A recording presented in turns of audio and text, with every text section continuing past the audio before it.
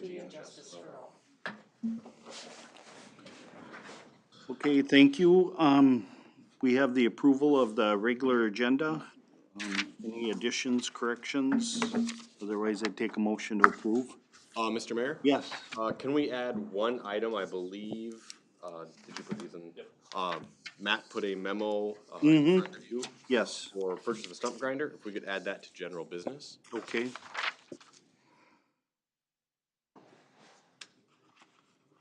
Where are we gonna add that? Under 10. General Okay, business. okay, number 10, okay. Okay, So moved. is there a second? Go ahead. Okay, Sean made the second. Any other discussion or questions? Hearing none, all in favor say aye. Aye. Opposed, motion carries. The next item up is the consent agenda. Does anybody have any questions on that? I have one quick question. In the minutes, under number 4, it says Councilmember Ryan inquired if a crosswalk sign is gonna be installed on 10th and 3rd, that, I know we had talked about it. Then it goes on to say, Public Works Director Rinda advised there wouldn't be, and instead the city had blocks painted instead for lines of better visibility, but that's temporary, right? Or we will eventually get that, or we've applied for a grant for a, We don't have an active grant that we're applying for, but I just stated that if there are grants available, that's something we would definitely look into, applying for. okay, so I just want, because I was under the impression that it was kind of a work in progress, but it, Yep. as a temporary, Temporarily, which could be 6 months, it could be years. It all depends on when there's a grant out there, cause I think I mentioned they're like $60,000, $30,000 a piece or something like that. okay. So I'm just wondering if it reads right, advised that there wouldn't be, if anybody was looking at it, that seems pretty definitive, that I didn't it's see just. them, I didn't read it. No, I'm not, and that's just how it ended in the minutes. Yeah. I'm just wondering if we should correct that. That just seems like very definitive to me, like you saying, no, we're not gonna do that. Yeah, no, I definitely did not say no. That's what that was my understanding. That's why I just wanted to clarify that, so. Yeah, I mean, I think looking at that, we can certainly update those minutes. Touch that up. And just we'll bring them back to the next meeting for approval. There's nothing that says they need to be approved tonight, so we Oh, can okay. just rework that and. And maybe I'm wrong. I just, No, Matt just agreed with, or what I I understood it that way too. Yeah, no, I mean, I think you're right, Sean. It does read very definitively Yeah, in there. okay. And like Matt said, we don't want to let people think that it's gonna happen this summer. But I mean, it could happen in the future if a grant becomes available. Okay, all right, thank you. Good catch. Okay, so do we want to take the minutes out or do we want to approve them with that correction? That would be up to you all. Do you want to hold on the minutes for next meeting? Well, I don't yeah, think it's that I mean, big of a deal if we do. It's not. a No, big- it isn't. No, it isn't. Okay. So let's, So then I would just advise that if that's the case, then the motion be made to approve the consent agenda minus the those minutes. minutes, yeah. Okay, Okay. I'll make that motion then that we approve the minutes with, or the Consent consent agenda. agenda with the removal of the minutes to be updated and presented at a later meeting. I'll second that. Okay, there's a motion and a second. Any other questions or discussion? Hearing none, all in favor say aye. Aye. Opposed, motion carries. City engineer projects update.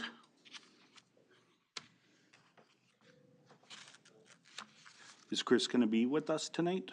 No. Okay. Last item?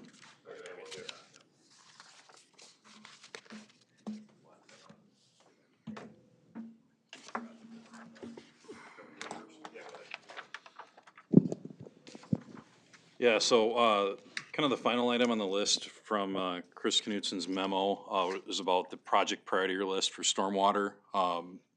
We were able to, have the, project for the stormwater pond down at the city center area, added to a list of projects that the, Scott County Soil and Water Conservation District has, for stormwater improvements, potentially using, what they call, not particularly grant money, but allocations that they get, for looking at water quality projects within the county.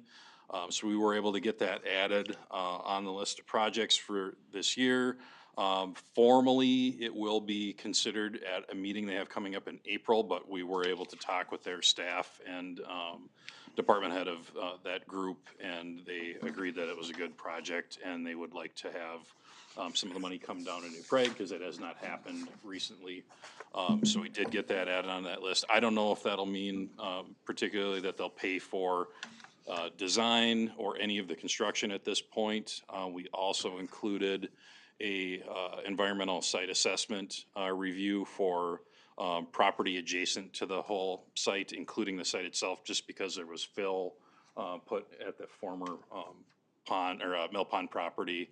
And so we can get that looked at too, as far as if we do dig for a pond, are we gonna run into a bunch of garbage under the ground that we need to get further funding for. So just wanted to point that out, that we submitted information for that, so that's kind of a work in progress, and that'll tie into our future meetings that we have coming up with the small area plan as well for that site, which obviously will be looked at for the POP site. Cool. The only other thing I should have mentioned, I apologize, the 2024 CIP project is planned to do a bid opening this Friday at 10 o'clock. We have probably the largest number of primary bid holders this year that have the project, so that's a good sign so far.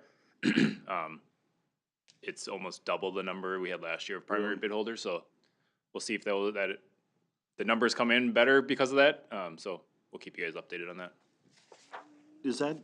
Do they hold them here and open the bids, or is it a No, we Zoom switched, call, or? ever since COVID, now we do it just, everybody pretty much does it all online now. Oh, It's like a big open Teams meeting where the bids open automatically as soon as the time hits and Chris Cabot hits open, and all of them open, and Chris, I say Cabot? Yeah. Oh, jeez, I even called him last week accidentally, sorry. Chris Knutson just opens them up, and they all open automatically, and it puts them in order of lowest to highest. So Really? it's pretty neat how it works now. Okay, That's it. all right. Any other questions for Matt on the engineer's report? Otherwise, we will move on to the next item. Public is invited to be heard on matters not on the agenda. Does anybody want to speak to the council? I don't see anybody here in the audience. So I'll keep going. No public hearings. Next item is general business, stump grinder. Yeah, so in front of you is the purchase of a stump grinder. We ended up looking at quite a few options since budget season kind of even ended.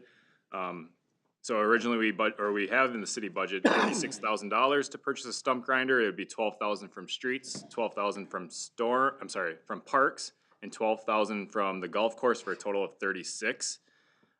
After doing a lot of looking into it, we actually demoed a couple. We actually rented a few, and we found out we believe the best option for the city of New Prague would be one that you can see on the bottom, that picture that is attached to a skid loader or a tool cat that we got approval 2 weeks ago that could also go onto that. The one we originally were looking at that would have been closer to that $35,000 is actually one that has its own single engine. It's got 4 tires. It's kind of like a mini machine, almost like a small skid loader with an attachment on it. So right now we're just buying the attachment for a skid loader, and again for $10,400. We actually went to a couple of local cities that have the exact same stump grinder that we're looking at purchasing. They've had them for about 12 years and they absolutely love them. They let us demo it, so we know exactly what we're getting after using quite a few machines, and we think this is the best option. So look for the approval of the purchase of the stump grinder from Tri-State Bobcat for $10,400. Do you envision that you might need 2 of these? I do not. Obviously, there's gonna be a primary, I mean, right now we have a lot of stumps out there. We've done a lot of removal already of the emerald ash trees in all of our parks. I would say just in our parks, we got probably 80% of them down already. Was not anticipating that, but with the mild winter, that actually has been the one positive behind it. So we probably have a week's worth of stump grinding out there right now, but no, I would never anticipate that we need 2 of them. 80 stumps done in a week? No, I said we have 80% of our Oh, stumps 80%, I'm about sorry. in our parks done already. Trees. How many trees does that Oh mean? my God, I gotta learn how to talk today. I'm sorry. Trees that we took down. How many trees? Oh, I would say 90 probably that we removed already. Okay. Just a rough number. I could probably pull it up on our tree map and that would tell us exactly, but I don't think the golf course has started at all yet. So there's 400 some out there still. And you said the golf course pays for part of this, or will you Yep, use so it you get then? split three Okay. ways. Sounds great. Yeah, sounds really good. It's a nice savings. I'll move to approve. Second. There's been a motion to approve the stump grinder, seconded by Bruce. Any other questions or discussion?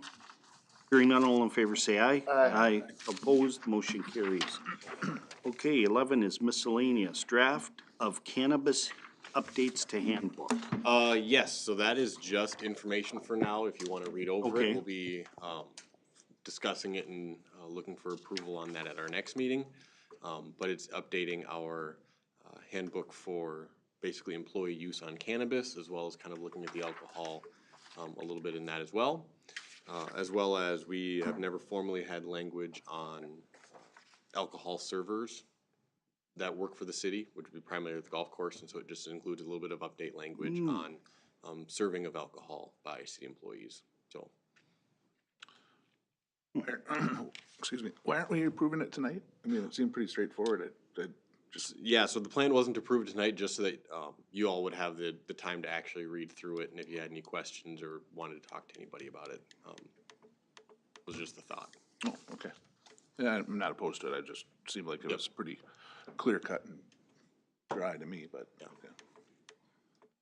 Okay, then there's meeting minutes and things. Discussion, items not on the agenda.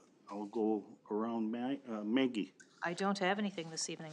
Okay, Sean? No, not that I can think of. The only item that I have is the post office. We were notified, I think it was late on Thursday, right? I can't, one of those, Thursday. Late Thursday and other information started rolling in Friday as the day Friday. went on. Yep, It made the Star Tribune. yep, because that was released from Angie. Angie's office. And boy, I was excited and, And I guess, we'll just hope it keeps the yeah, momentum and going. kind of as I put in my email, nothing is official yet. I know that, Representative Craig's office kind of said, this is happening, and the Star Tribune's article kind of made it sound like this is happening, but the official release from USPS seems to be, it's got proposal all over it. Yeah. And so, until that word proposal is not on there, I'm always cautious, I guess, at that point. I want to be cautiously excited and overjoyed, Yes. but I didn't say that. My luck isn't very good, and I've been saying I'll believe it when I see it. Yeah, no, I hear you. They're gonna be, what I saw in that release, I think they're gonna do a mailing to all the postal, All the zip code, people in the zip code. zip code and get input from everybody, and then they'll go from there. And at this point, Ken and I have already been kind of working. USPS hasn't formally asked us for our help yet, but we are basically trying to prepare information, whether it's available, people we think they could talk to, that sort of thing, so that if they do come to us, we are ready and don't have to do that research later. So that's my big news, but it's not really news. Bruce? Just to piggyback, what you sent out they just refer to an existing building. Mm-hmm. So, I'm not sure if that's their first foot forward, but they're gonna tell the community that this is what it is. But, so things obviously might change, but maybe Yeah. that's their I know they're avenue official. to try to solicit opportunity or places or something. Oh, I don't have any questions. I just was wondering, are you gonna highlight this more? Then, okay, I'll ask my question about that. Yeah, I mean, yeah, and I can do it right now. Yeah, too. go ahead. So, came to my attention on Friday, from the city administrator of Montgomery, as he sits, on the board for the League of Minnesota Cities, that a potential housing bill was coming through. We have these every year. This year, the housing bill seems to be geared towards more, land use and basically putting, preemptive state zoning in over the top of local zoning. I included in those documents in front of you, just kind of an article from the league, a summary of the first amendment to the bill. Looking online, they've now had 11 amendments to it just in today. The First Amendment just kind of summarized by the research arm of the House, and then the actual bill itself.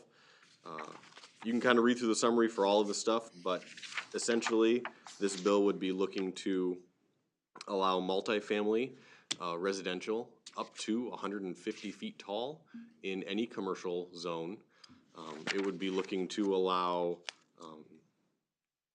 requiring cities allow at least 2 to 4, up to 8 to 10 units on any residential lot in the city. So whether it's zoned single family or otherwise, we would be basically forced to allow this. And it would take parking standards down to no more than 1 per unit. I know a lot of cities have, if you've got a multifamily, maybe 2-bedroom, requires more parking spaces. So this would drastically reduce parking standards, would require cities to allow administratively, without public hearing and or council approval, many more units than a single, regardless of zoning, and require multifamily, or requires cities to allow multifamily as a use by right in any commercial zone district. So just something to keep an eye on. I know the league is already pushing back quite hard. I also know there are a lot of entities that are in full support of this across the state. So just neither Ken or I think that it will pass as is, but I do think there are certain things, I don't know if they're trying to send a message or if there are certain things here that may ultimately go through. So we'll certainly keep you updated on where this goes. I was trying to understand, to make sure I caught this right. Does this include all single-family? This includes all residential zone districts, yes. So it talks about middle housing, and I didn't know what, they talk about it more like it's a multifamily bill. So I think their use of middle housing, as I was reading through the bill itself, was, well, single family is very popular, obviously, and what we consider multifamily would be your, like, apartments and whatnot. So they're considering middle housing anywhere from 2 to 10-ish units is what I can see. So then, just am I understanding this correctly, that in our case, New Prague, we would be required to allow a 4,000 square foot lot? Yes, so one of the standards in here is that cities are allowed to set a minimum lot size, which most cities already have, but the largest minimum lot size we could allow would be 4,000 square feet. What is our minimum, our smallest minimum? I want to say it's more than 5,000. Yeah, so our typical new platted, single family would be a 9,000 square foot lot Oh, yeah, at this point. okay, so it's much more than that.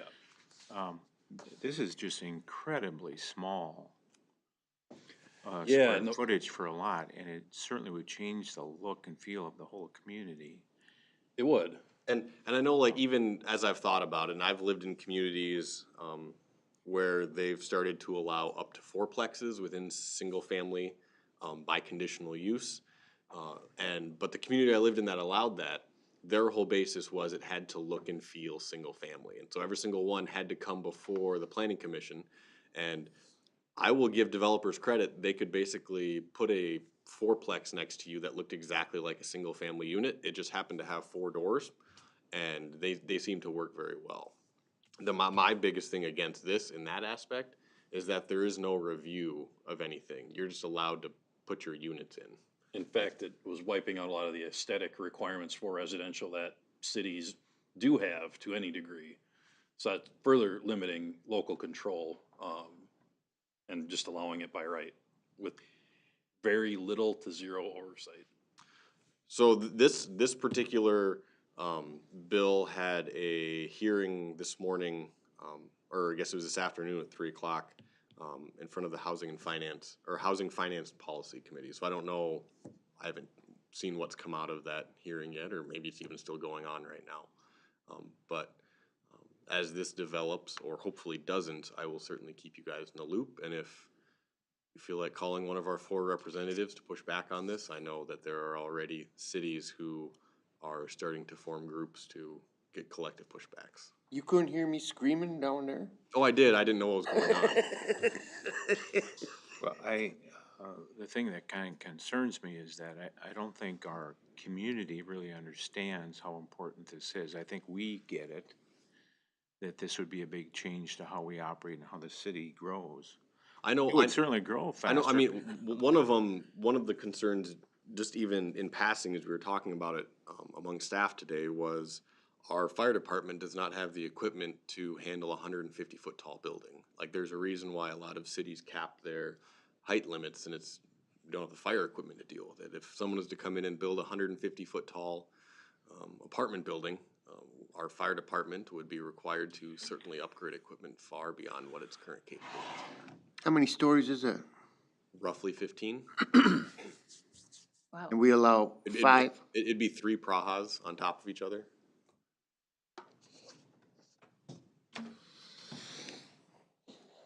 I know it suggests just to contact your representative, but is there something we should be looking at doing as the city council, or? We certainly could. I think we certainly could. a letter. I know that generally Scale has usually been very forward-thinking and pushing on this. It wouldn't surprise me if within the next week or so, the Scale mayors usually get together and talk about. I'm surprised I haven't gotten any phone calls from the Prairie Lake mayor. 'Cause Yeah, he usually kind of leads a, hey, let's all get together and do a joint Scott County as a whole push against this type of situation. But it's certainly something I will keep an eye on, and you may be seeing some sort of collective action request at our next meeting. Like I said, this has all kind of come at us within the last 8 hours, so. Is that timely to wait till the next meeting, or do you want authority to send or to act on our behalf in some way? I mean, I think we could certainly do that if you want to basically give Dwayne and I, or Dwayne, authority to sign as mayor or something like that. Oh, I have think no we problem. definitely should voice our concerns. Absolutely. I mean, we did it last year with the codes that they were trying to change, or the last 2 years, I should say. And I think Josh hit it on the head when he said, you know, is this just a different way of coming at the cities? Because I know that there's cities that are dealing with probably their overreaching ordinances with some, and that probably is where it stems from. You know, but then let's lump, you know, the whole state into it, because whatever the metro does, you know, everybody else in the state's bad for how they run their cities, so. Is this still coming principally from the Builders Association, or I forget the name of that, what they Yes. call themselves now, but Housing First. Building First, is it primarily? I can't tell exactly where this is coming from. I know there's, just on the House bill website for this one, they've got support anywhere from United Way and Central Builders Association and Affordable Builders Associations, and you're not 100% sure where this started from. I do know that particular website lists about 5 or 6 representatives who seem to be authoring and kind of pushing this forward. Yeah. So I can forward you guys the general information for this particular bill too, if you want to keep track of it. I don't know if we need a formal motion, but I certainly support that the mayor and city administrator take whatever action consistent with the concerns that we talked about, and the League of Minnesota is what they've highlighted in the form directly to the individual representatives that represent this town. Cause it's basically taken away local control again, you know. Correct. Yeah. We see how that always Got my happens. okay to write whatever letter you possibly can. On behalf of the city council. Yes. Yeah, and I will forward you guys the exact address for, if you want to kind of keep up on this bill, is what's happening with it. Yes. Appreciate that. Thank you. Okay, anything else, Bruce? No, Okay, I'm done. okay. Matt? I got nothing. Ken? Real quickly, we're somewhat nearing the end of the comprehensive plan process. We need to have a joint workshop between the planning commission and council was looking to see, and I know I didn't give you a calendar or any heads up on this at all, but, would by chance the off Monday in March 11th, be a date that anybody from the council would be available to have a joint meeting with the planning commission? Maybe 5 to 7 timeframe, hopefully not that long, but, basically to go over the draft plan and, have a back and forth dialogue and questions with staff and the consultant. I'd be okay with that. What date you got? March 11th, it's a Monday. I probably would not be available. I'd be okay. Yeah, it works for me. And then, I'm good with that as well. Okay. I'm good. I have not checked with our consultant to see if that would work, but I just wanted to throw a date out there. We could also try to do prior to a council meeting. I don't know if an hour would quite do it. You know, like a 5 to 6 in front of another council meeting, but maybe that's kind of a backup plan, as well. But I just wanted to check and see if that just flat out didn't work. I wouldn't even pursue checking with the consultant. What was the planning commission members' take? Yeah, I haven't asked them yet either. I wanted so, to make sure. it so worked we for might be you. coming back anyway. It could be, I just wanted to, just found out today that they were trying to get this done here, by the first half of March, so I'll keep everybody in the loop When's your next meeting, Sean? next week. Next week? Oh, yeah, I guess it's here. 27th. Yeah. Okay, thank you. Yep. Josh, anything else? I do not have anything further, no. Okay. If there's nothing else, I would take a motion to adjourn. So moved. Second? I'll second it. All in favor, say aye. Aye. Motion carries. We're not the only two in this room, I guess. No.